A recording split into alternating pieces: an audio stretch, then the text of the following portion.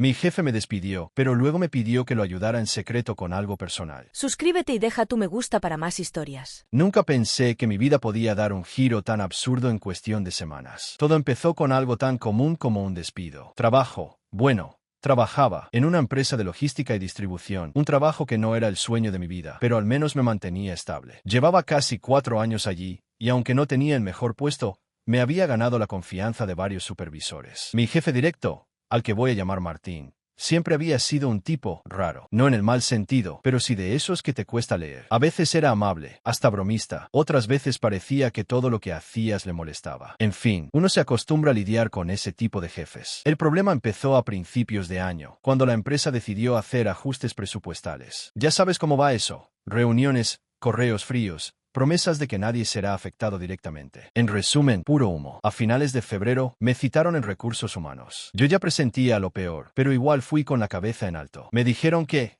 lamentablemente, tenían que prescindir de mi puesto por reestructuración. Ni siquiera me dejaron hablar con Martín ese día. Solo me entregaron los papeles y me desearon suerte. Lo que me dolió no fue tanto el despido, sino que Martín ni siquiera me mirara a la cara. Estuvo en la oficina todo el tiempo, lo vi por el vidrio. Y ni un gracias por todo ni un lo siento. Simplemente se escondió. Pasaron unas semanas. Yo estaba intentando rehacerme, buscando trabajo, haciendo algunos repartos para cubrir los gastos mientras tanto. Hasta que una noche recibí un mensaje de un número desconocido. Hola, soy Martín, ¿podemos hablar? Es algo importante. Lo primero que pensé fue que era una broma, pero revisé la foto de perfil. Era él. Le respondí con un simple ¿sobre qué? Y su siguiente mensaje me desconcertó. No puedo explicarlo por aquí. ¿Podemos vernos mañana? Te prometo que no es nada malo. Necesito tu ayuda, pero no puedo pedirle esto a nadie más. Estuve a punto de ignorarlo. Después de cómo me había tratado, lo último que quería era volver a verlo. Pero la curiosidad pudo más. A fin de cuentas, ¿qué podría querer de mí alguien que me echó sin explicación? Al día siguiente, quedamos en vernos en una cafetería cerca de las oficinas. Fui sin expectativas, aunque no negaré que parte de mí esperaba que se tratara de una disculpa, o incluso una oferta para regresar. Pero lo que me dijo no tuvo nada que ver con eso. Martín llegó tarde, como siempre. Se veía diferente, más delgado, ojeroso, con esa mirada de alguien que no ha dormido bien en días. Me saludó con una sonrisa tensa y me pidió que lo escuchara antes de juzgarlo. Yo no dije nada, solo asentí. Mira, sé que no te traté bien al final, empezó. No fue decisión mía despedirte. Fue cosa de arriba. Y sinceramente, me dolió más de lo que crees. Yo seguía callado. No sabía si creerle o si solo estaba tratando de limpiar su conciencia. El punto, continuó, es que necesito ayuda con algo fuera del trabajo. Algo personal. No puedo contárselo a nadie más del equipo. Y tú eres la única persona en la que confío lo suficiente. Ahí fue cuando me puse tenso. No sabía si se trataba de algo ilegal, algún favor sucio o qué. Le pregunté directamente. ¿Qué tipo de ayuda? Martín miró alrededor, bajó la voz y dijo algo que no esperaba. Tiene que ver con mi esposa. No supe cómo reaccionar. Pensé que se trataba de un problema doméstico o de pareja, pero su tono sonaba a algo más. ¿Qué pasa con ella? Pregunté. Él respiró hondo y dijo. Desapareció. Lo primero que hice fue reír, pero no de burla, sino por pura confusión. Pensé que estaba exagerando o usando la palabra desapareció como una forma dramática de decir se fue de casa. Pero la expresión de Martín me hizo tragarme la risa al instante. ¿Cómo que desapareció? Pregunté. ¿Llamaste a la policía? No puedo. Su respuesta fue tan firme que me heló la sangre. No puedo involucrarlos todavía. Yo solo lo miré. Intentaba procesar qué clase de situación era esa. ¿Qué quieres decir con no puedes? Si de verdad desapareció, eso es lo primero que deberías hacer. Martín se llevó las manos al rostro. Es que, si lo hago, todo va a salir a la luz. Y no puedo permitirlo. Ahí empezó a ponerme nervioso. No sabía si estaba sentado frente a un tipo en problemas o frente a alguien que había hecho algo terrible. Me crucé de brazos y esperé que hablara. Hace 3 noches, Paula, así se llama mi esposa, y yo discutimos. Fue una pelea tonta, pero ella estaba muy alterada. Dijo que iba a pasar la noche en casa de su hermana, pero nunca llegó allá. Y desde entonces, no contesta llamadas, ni mensajes, nada. Bueno, pero eso sí suena a desaparición. Lo sé, interrumpió, pero hay un detalle. Antes de irse, ella me amenazó con hacerme pagar. Dijo que si yo volvía a acercarme a cierto lugar, iba a decir algo. ¿A decir qué? Martín dudó. Su mirada se desvió. Y por primera vez noté un leve temblor en su mano al sostener la taza. No puedo decirte eso aún. Solo, necesito que me ayudes a buscarla. ¿Y por qué yo? Le solté sin rodeos. Me despediste hace un mes. No me hablaste en semanas, y ahora me vienes con esto. Martín bajó la mirada. Porque eres el único que sabe dónde está ese lugar. Ahí me descolocó por completo. ¿Qué lugar? Y entonces me lo recordó. El almacén viejo de la zona industrial. Cuando yo aún trabajaba en la empresa, él me había enviado varias veces allí para revisar unos envíos fuera de registro. No era parte oficial de mis mis funciones, y siempre insistía en que no lo comentara con nadie. Decía que eran pedidos confidenciales de ciertos clientes importantes. Yo nunca pregunté más porque me pagaban horas extra y no quería perder el trabajo. Pero recordaba perfectamente ese sitio, un almacén abandonado, medio en ruinas, con un olor a humedad y metal oxidado. Martín siguió hablando. Esa noche discutimos porque Paula descubrió que yo seguía yendo allá. Me preguntó qué hacía. Y cuando le dije que no era asunto suyo, se puso histérica. Dijo que sabía que algo raro pasaba con ese almacén. Yo me quedé frío. ¿Y tú crees que su desaparición tiene que ver con eso? No lo sé, admitió. Pero desde entonces no puedo dormir. No dejo de pensar que fue allá. Y si fue, algo pudo haberle pasado. Me quedé en silencio varios segundos. Todo sonaba a una mala película. Pero la manera en que hablaba, con ese temblor en la voz,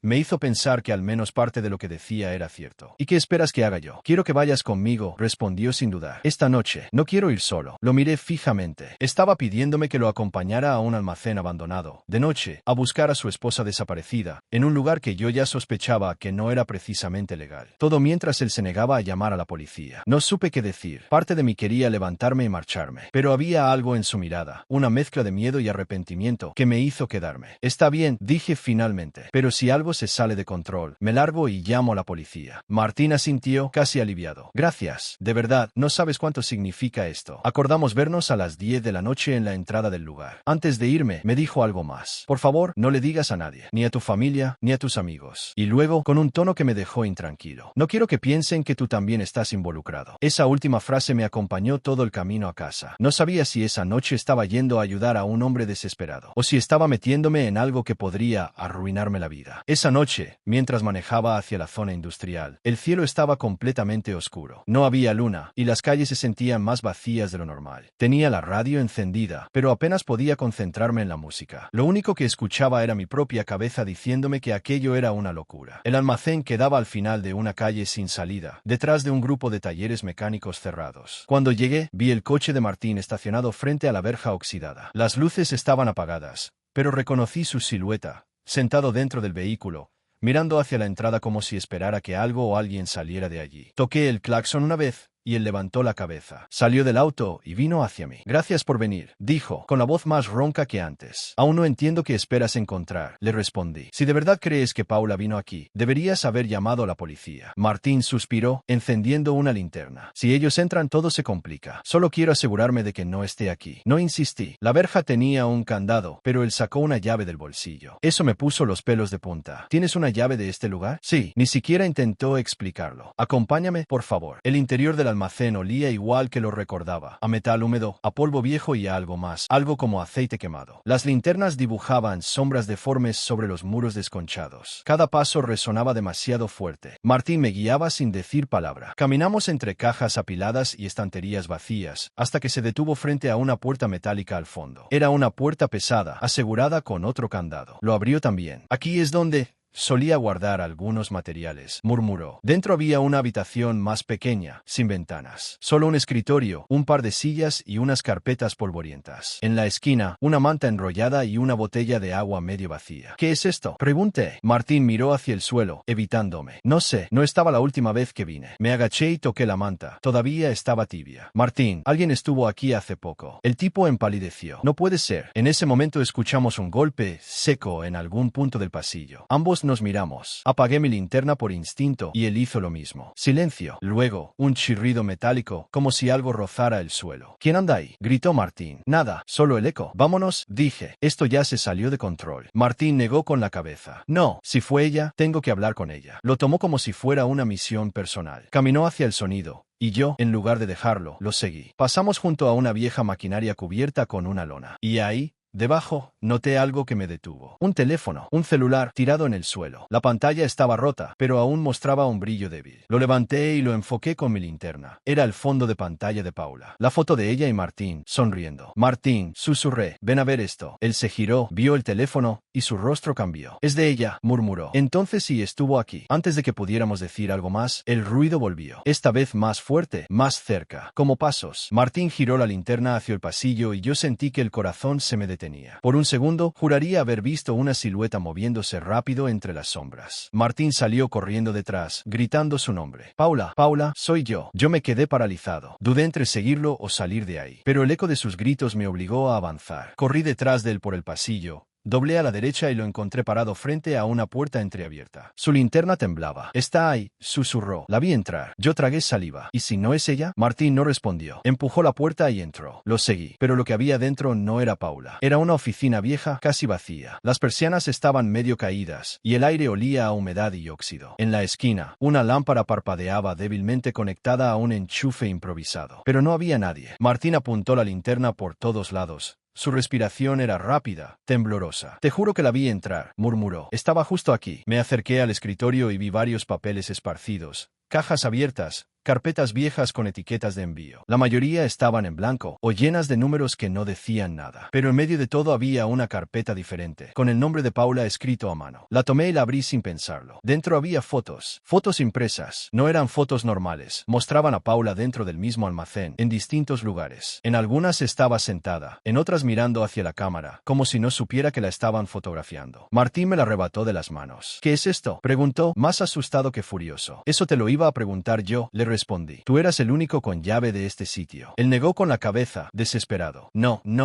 yo no tomé esas fotos». En ese momento se escuchó un portazo en algún lugar del pasillo. Ambos saltamos. Martín me miró, pálido. «Alguien más está aquí». No sé de dónde saqué el valor, pero abrí la puerta y salí primero. Apunté la linterna hacia la entrada del pasillo y vi algo moverse otra vez. Una figura, bajando las escaleras hacia el nivel inferior del almacén. Corrimos detrás. Bajamos las escaleras de metal que chirriaban con cada paso, y al llegar al fondo nos envolvió un aire frío, denso, húmedo. Ahí abajo había un cuarto más grande, con cajas selladas y bidones. En el suelo había huellas recientes, marcadas por el polvo. Martín gritó otra vez. «Paula, sé que estás aquí». Y entonces escuchamos una voz femenina, temblorosa. «¿Martín?». El sonido venía del fondo. Corrimos hacia allí y la encontramos. Paula, sentada en el suelo, envuelta en una manta, con la mirada perdida. Tenía el rostro pálido, ojeras profundas. Cuando nos vio, se sobresaltó. «¿Qué haces aquí?», preguntó con voz débil. Martín se arrodilló frente a ella. «Dios mío, Paula, ¿estás viva? ¿Qué te pasó?». Ella no respondió de inmediato. Solo lo miraba con una mezcla de miedo y rabia. Luego murmuró. «Sabía que vendrías, pero no pensé que traerías a alguien más». Yo no entendía nada. «¿Qué está pasando aquí?», pregunté. Paula respiró hondo, como si estuviera a punto de soltar algo que había estado conteniendo por días. «Tu jefe no te ha dicho la verdad», dijo al fin. «No desaparecí, me escondí». Martín la miró, completamente confundido. «¿De qué hablas?». Ella lo señaló con un dedo tembloroso. «Tú sabes perfectamente por qué. Yo vi lo que guardabas aquí, lo que escondías detrás de esas cajas». Yo fruncí el ceño. «¿Qué guardaba?». Martín se levantó de golpe. «No la escuches. Está confundida». Paula se rió, una risa amarga. «¿Confundida?». «Martín, hay vídeos, hay documentos. Sé que no solo eran materiales confidenciales». Ahí el ambiente cambió por completo. Martín se acercó un paso, tenso. «Cállate». «No», respondió ella. «Ya terminé de callar».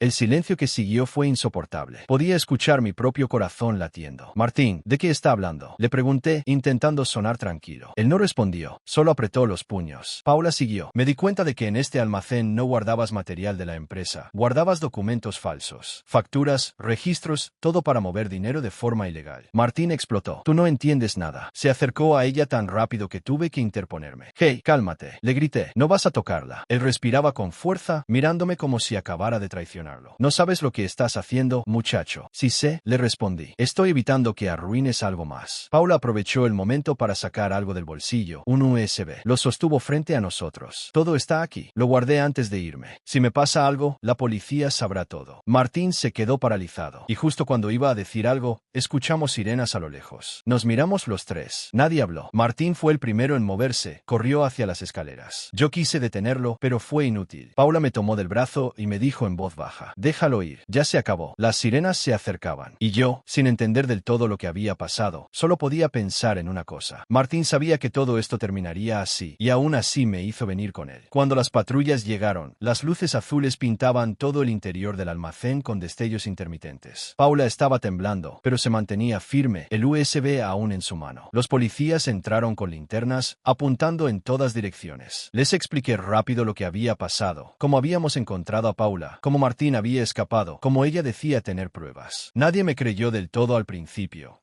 Supongo que por la forma en que lo contaba. Nervioso, confundido, pero cuando uno de los agentes revisó el dispositivo, todo cambió. Dentro del USB había carpetas con facturas falsas, registros de envíos inexistentes y vídeos de Martín manejando dinero que no debía pasar por las cuentas de la empresa. Era más grande de lo que Paula había dicho. Mientras los oficiales aseguraban el lugar, uno de ellos nos llevó a ambos a declarar. Paula no decía mucho, se notaba agotada. En el camino, me contó lo que no había tenido tiempo de explicarme antes. Había descubierto los documentos por accidente, un día que se quedó hasta tarde revisando inventario. Martín la había confrontado y le exigió que guardara silencio. Ella fingió hacerlo, pero cuando notó que la estaban vigilando, decidió desaparecer antes de que él pudiera hacer algo peor. Había pasado semanas escondida, durmiendo en distintos sitios, hasta que creyó que ya era seguro volver por las pruebas que había dejado en el almacén. Esa fue la noche que la vimos entrar. Nunca pensé que tú estuvieras con él, me dijo, mirándome con una mezcla de tristeza y alivio. Yo tampoco, le respondí. No tenía idea de lo que estaba pasando. Los días siguientes fueron una tormenta. Declaraciones, interrogatorios, llamadas del trabajo. La empresa estaba en crisis, todos querían distanciarse del escándalo. Martín fue capturado 3 días después, intentando salir del país por tierra. Cuando vi su foto en las noticias, no sentí odio, solo una tristeza enorme. Había trabajado con él casi 5 años, compartido almuerzos, proyectos, conversaciones personales. Y de pronto, era como si nunca hubiera conocido realmente a esa persona. Paula, en cambio, logró limpiar su nombre. La compañía no tuvo más remedio que admitir lo que había ocurrido. Ella rechazó volver a su puesto y decidió mudarse de ciudad. Me escribió un mensaje corto antes de irse. Gracias por creerme, incluso cuando todo parecía una locura. Cuídate. Y no vuelvas a confiar tan rápido. Lo releí muchas veces. Hoy paso por el almacén cada tanto, o por lo que queda de él, porque lo clausuraron y está completamente vacío. A veces me detengo frente al portón oxidado y escucho el eco del viento colándose entre las rendijas. Y aunque todo terminó, no puedo evitar pensar en esa noche. En cómo bastó una llamada anónima para que toda mi vida diera un giro. Porque, al final, nunca sabes realmente quién está al otro lado del teléfono, ni por qué te está pidiendo que lo sigas.